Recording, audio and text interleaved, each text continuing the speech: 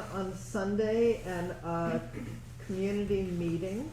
If you weren't there, there was some news shared, so find somebody if you'd like to be caught up to date. One of the things that I want to bring forward today is that our weekly newsletter that began, I think, during the pandemic to keep us all in touch, is going to become a monthly newsletter, and the website in between, which Shelley has been creating for us, will become our vehicle of communication.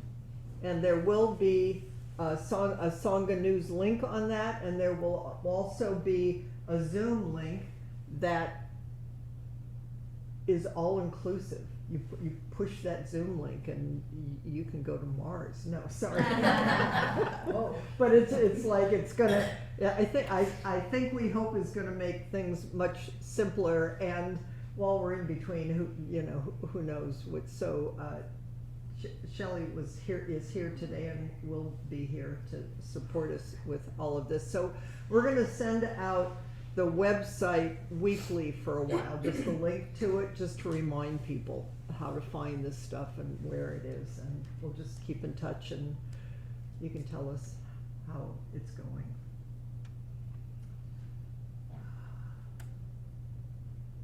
So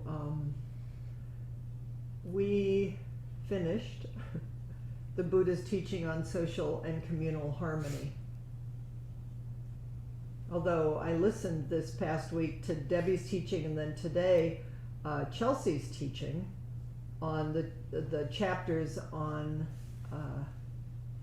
disputes and settling disputes. Isn't that the name of it? And I thought, we've just scratched the surface. I mean, these are the Buddhist teachings, for goodness sakes. But I had already decided that I, for one, and I hope maybe for you, I've really been enjoying looking at the Pali teachings, the original Buddhist teachings, and I wasn't quite ready to be done with that. So let me just say something about that and about why.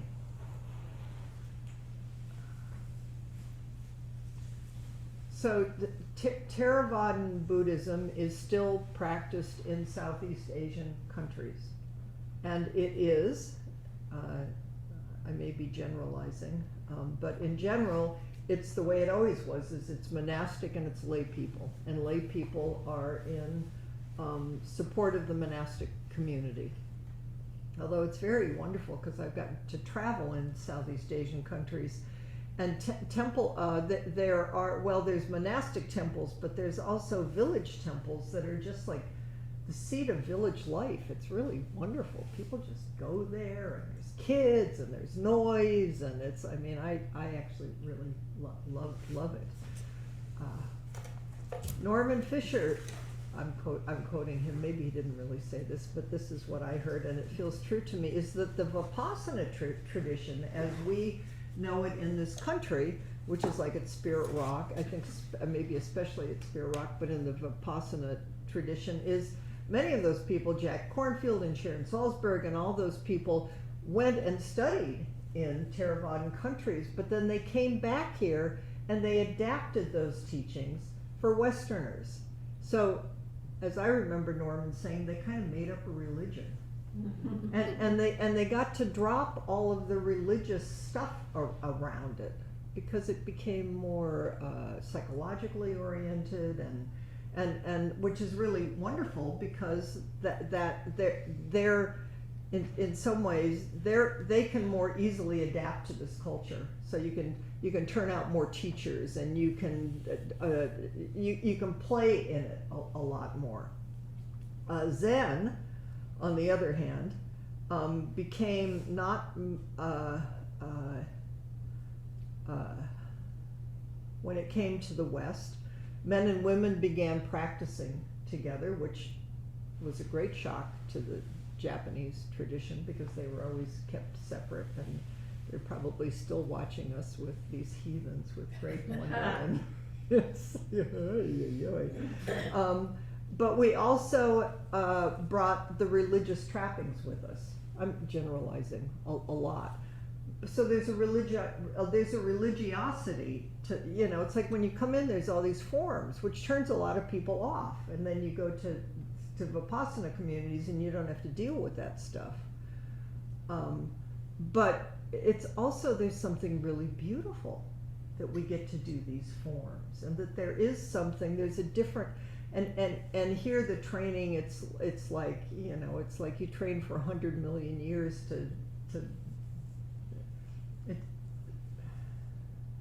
Zen both is completely responsive, and the systems don't change the way Vipassana has been able to change. So it's interesting to kind of watch it, because as all of this comes to the West, of course it's going to change, and Zen is changing. But for me, because I entered through Zen, because it very much fits, not the form stuff, I fought that for years, and I also thought, this is a little sidetrack, but I'll come back to it, is when Chelsea was talking today about conflict, there's a wonderful, now I think it's a wonderful koan in Zen about Nanchuan and the cat and conflict, which I would really, I think I want to bring up. But the whole thing was about Nanchuan threatened to cut a cat in two. It's one of those Zen things. And I'm not proud of this, but I actually literally left Zen for years because I was so mad about that. I didn't want to be part of a tradition that talked about cutting cats in two. I didn't think that. But now it's like most everything.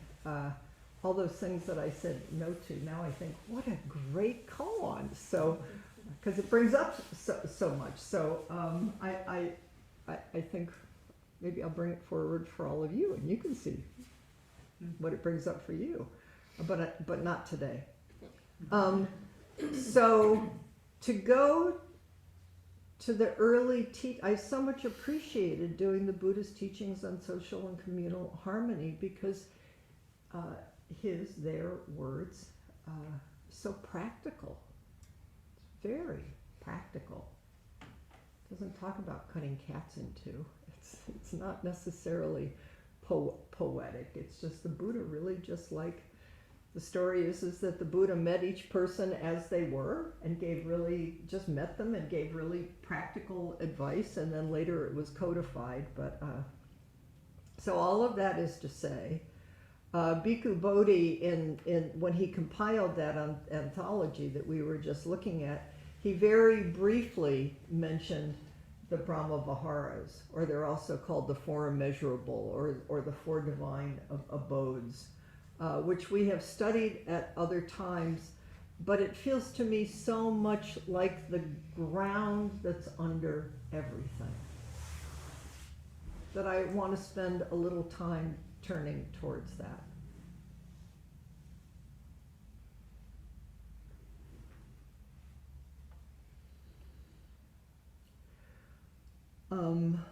And I want to do it because I can't help myself.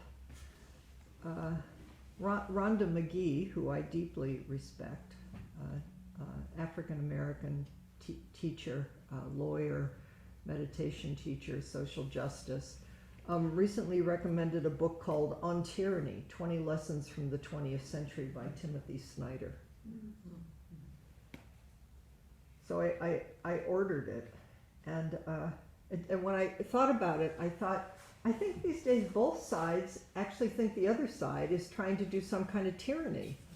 I mean, as best as I can tell, the quote right thinks that all these socialist communists are trying to do tyranny over their way of life, and those on the left think that the right is trying to impose some kind of tyranny on us, and I'm sure there's a little truth in all of it, although I certainly know where my opinions come down. But on the other hand, I also know that if you don't train in what's most important, and I'm guessing, and I hope I'm wrong, that this next year, and maybe beyond, could get a little heated because we're in election year, how do we firmly and deeply remain bodhisattvas committed on the deepest levels to Buddha's teachings and the truth of our own heart, and simultaneously not turn away.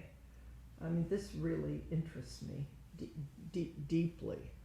So the Brahma Viharas are Theravadan tradition. Thich Nhat Hanh is Zen tradition, Vietnam Zen tradition, but the Zen tradition in Vietnam is a little different than the traditional Theravada. Maybe you all know all of this, but it helps me to go over it. They kind of sit in between. So his Zen is more influenced by Theravadan. And I think it's one of the reasons it's so valuable in this time, because he provides a bridge. So I want to bring forward, well, today I wanted to bring forward, we'll see how much time I've left now that I've done all this talking. This is a great book, The Heart of the Buddhist Teachings. If you don't know it, if you want a basic book about Buddhism, transforming suffering into peace, joy, and liberation, it's really clear, basic Buddhism. And I also want to, I think, start with a little thing from Tyranny, just to get our attention. And so the Brahma Viharas, the four immeasurables, the four the divine abodes, is Theravadan based. Mahayana, it's more picked up through the paramitas and the bodhisattva vows. They're similar, it's just different entry points. So that's why doing this, following up on the Pali teachings through Bhikkhu Bodhi, felt appropriate to me. And I want to use tonight Thich Nhat Hanh and also Ayakema, because Ayakema is, she was born Lise Liedermann in Berlin in 1923 and was a pioneering Buddhist nun in the Theravadan tradition from her ordination in 1979 to her death in 1977. She's the author of more than 24 books. She established Buddhist centers in Australia, Sri Lanka, and Germany, and was instrumental in the creation of Sakyadhita, a worldwide Buddhist women's organization. So she's Theravadan, she's a nun, and she's celibate. So she's really purely of that tradition, and her teachings are very, very beautiful. So that's, yeah. What was her birth and death? Yeah. I picked it right. What did I say, 1979? 79 to 77. Yeah. Oh, to 1997. So is that good? You're good, you're listening, that's good, okay. Well, I think a lot of us heard it, but Oh, okay. So, okay to go on from there? Yeah.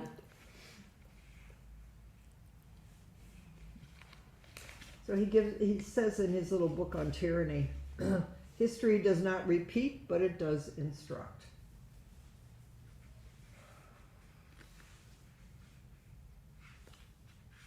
Maybe I won't say a whole lot more, let me just see.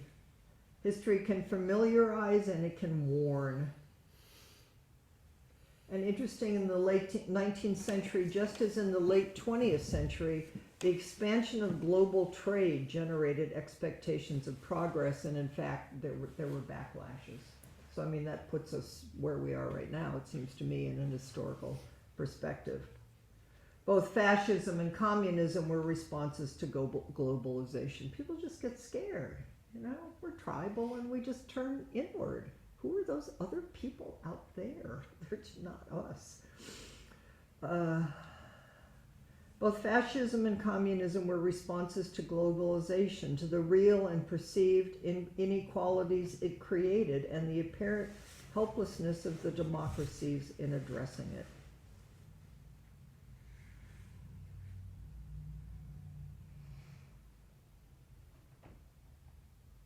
Anyway, it just says, let's pay attention and learn, and let's ground in what's true and how we want to live our lives.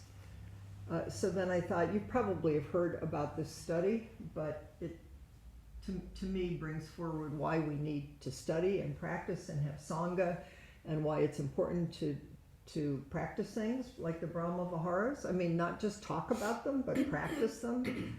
It was a Yale psychologist, Stanley Milgram, when he looked at what happened in Nazi Germany.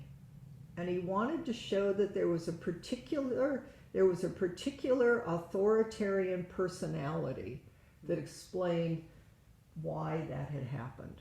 Like, there must be something, those people must have had some kind of strange wiring in them, because it certainly couldn't be us, right? I mean, that's what we all hope. Okay. Sorry, but this is, Milgram told his subjects, some Yale students, some New Haven residents, that they would be applying an electric shock to other participants in an experiment about learning. In fact, the people attached to the wires on the other side of the window were in on the scheme with Milgram and only pretended to be shocked. As the subjects, they thought, shocked the people they thought were participants in a learning experience, they saw a horrible sight. People that they didn't know and against whom they had no grievance seemed to be suffering greatly. And even so, they followed their instructions and kept doing it.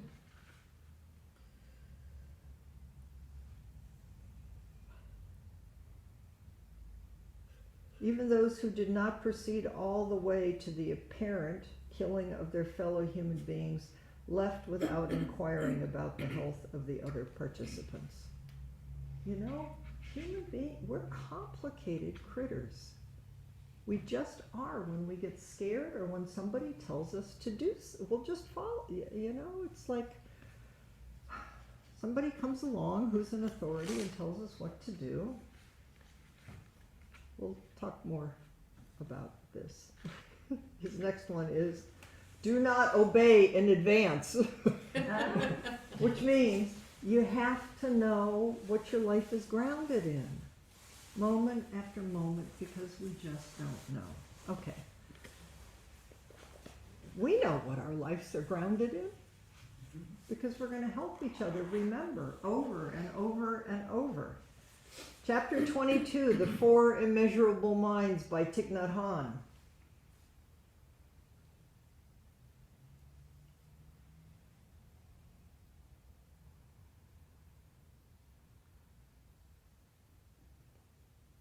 During the Buddha's lifetime, those of the Brahma faith, those are the ones who were at the top, who were in charge of everything. I mean, they were the caste system, they were the upper level, prayed that after death they would go to heaven to dwell eternally with Brahman, the universal God. One day, a Brahmin man asked the Buddha, "What can I do to be sure that I will be with Brahma after I die?" And the Buddha replied, "As Brahma is the source of love, to dwell with him, you must practice the Brahma abodes." Oh, that's interesting. That's the Brahma Viharas, or four immeasurable minds. You want to go to heaven?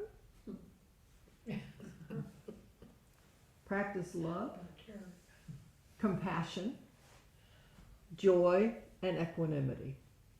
That was the Buddha's teachings. Love in Sanskrit is Maitri, in Pali it is Metta. Compassion is Karuna in both languages, and joy is Mudita. I think it's interesting, as often it's taught as sympathetic joy, but here it's taught, and I've seen is more and more it's just translated as joy. It's like you don't have to make it in sympathy to somebody else, just experience joy, and then of course you'll be happy if somebody else is happy, because that's just where you'll be dwelling. The fourth one, equanimity, is upeksha in Sanskrit and upeka in Pali. A vihara is an abode or a dwelling place. The four Brahma Viharas are the abodes of true love. This address is much greater than a 4-star hotel. That's Thich Nhat Hanh. It is a 1,000-star dwelling. The four Brahma Viharas are called immeasurable Because if you practice them, they will grow in you every day until they embrace the whole world. So that in those moments where you want to do othering, or you want to believe somebody that's going to take you down a path because it's going to make you feel good on some level, it's like we keep checking into the 1,000-star hotel. No, I think I want to be here with all beings. You will become happier, and everyone around you will become happier also.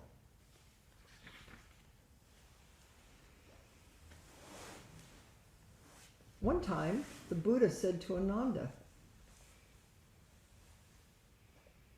"Teach these four immeasurable minds to the young monks, and they will feel secure, strong, and joyful without afflictions of body or mind. For the whole of their lives, they will be well equipped to practice the pure way."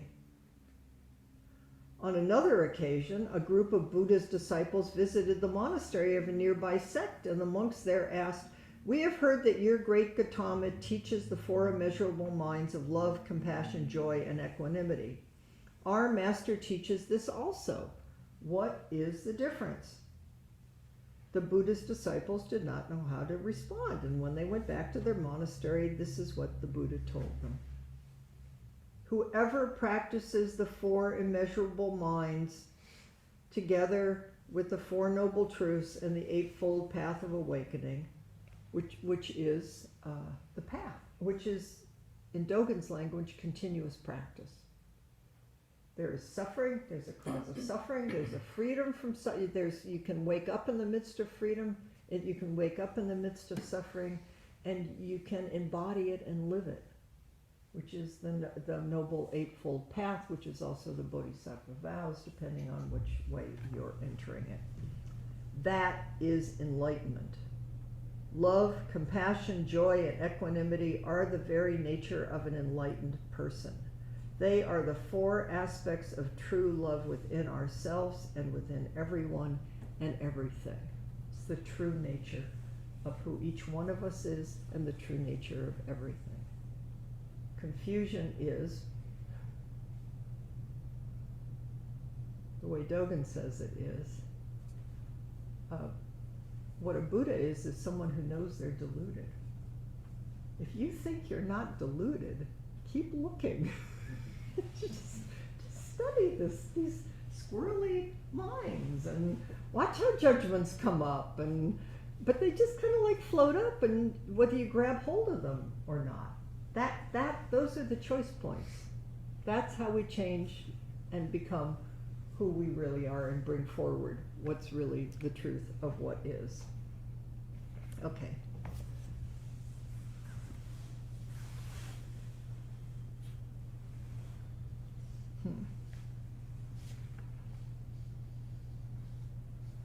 Let me just say a little bit. We'll do this week and next week and maybe a little the week after, but I also want to put in Nanshuan's cat. I'm just going to tell you a little from Ayakema, just so you get a taste of her. We can be whole only with a heart united in love. True love exists when the heart is so broadly trained that it can embrace all human beings and all human creatures, all living creatures. This requires a learning process that is sometimes hard. It means you need to meet yourself. You need to meet and bow to and come to love all parts of ourselves. This isn't about going over the top of it. It's like it's uncomfortable. But it's also like, wow, how am I going to understand the deluded other if I don't come into some relationship in here? It becomes more and more, except for when it's painful, it actually does become sort of fun and funny and sad. And it's like, oh my goodness. And how many times do you do the same old thing? It's like, ay, ay, ay, ay, ay. It requires a learning process that is sometimes hard, above all when someone turns out to be very unfriendly or unpleasant. But this condition can be reached by everyone because we all have the capacity for love within us. Okay, so one thing I didn't say that's a little different between the Theravadan approach, as I understand it, and Zen, is that Theravadan,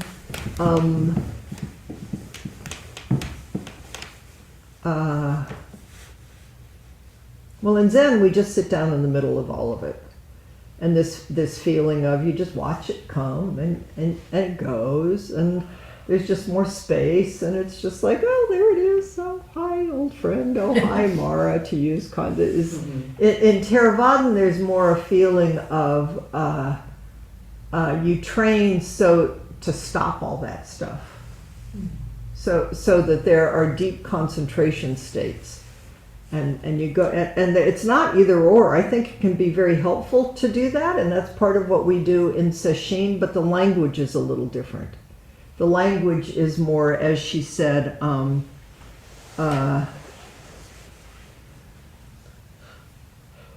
it has a little bit of a feeling of, it's a little bit more dualistic language about kind of getting over the hindrances. You recognize the hindrances and you stop the hindrances. Zen, this is my interpretation. Zen more feels like you're going to put a lot of energy into trying to stop this river, put your finger in the dam. Just learn to sit in the middle of it, and the more that you do it, there'll just be more space, and it'll just move, because that's what it is anyway. Just different approaches. Okay, so that's what she means when she talks about training in a Theravadan sense. Every moment we spend on the training of our hearts is valuable and brings us a step further along the path of purification. There it is. So the goal is more purification. Zen is you're already pure. We're just returning to our original nature. The more often we remember that all our hearts has to do is love, the easier it will be to distance ourselves from judgments and condemnations. But that doesn't mean we can no longer distinguish between good and evil. Naturally, we know what evil is, but hatred of evil needn't forever be stirring in our hearts. On the contrary, we have compassion for those who act in a way that does harm.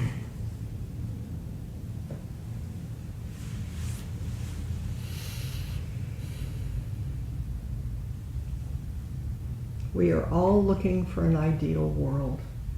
Oh, please. Oh, please. But it can exist only in our own heart. And for this, we have to develop our heart's capacity so that we learn to love independently. This means that we increasingly purify our heart, free it from negativity, and fill it with more and more love. The more love a heart contains, the more love it can pour out. The one and only thing that holds us back is our thinking, judging mind.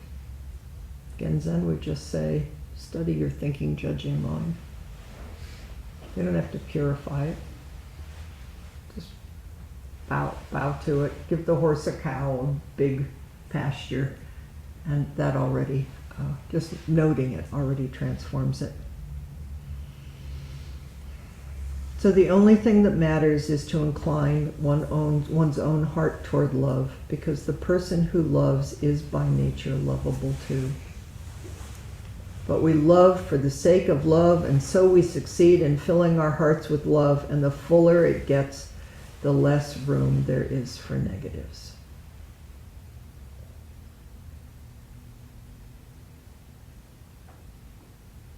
We have to act like every mother or parent who loves their children even though they sometimes behave very badly. We can make this sort of approach our goal and recognize it as our way of practice.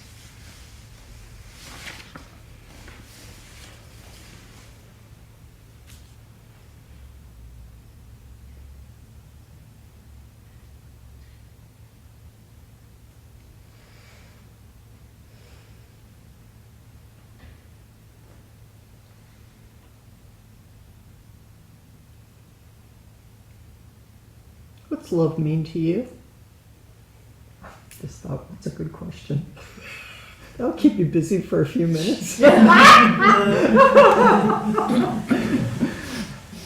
you know, it's like I want to be loving and I love, but I just, it would be interesting just to turn to somebody and just spend, each person just like spend 3 minutes just saying love is. I've been listening to, because I'm part of a practice period up in Bellingham, and I'm going to go up there again in a couple weeks because Razila, who practices with us, I'm going up there to support her, and she does a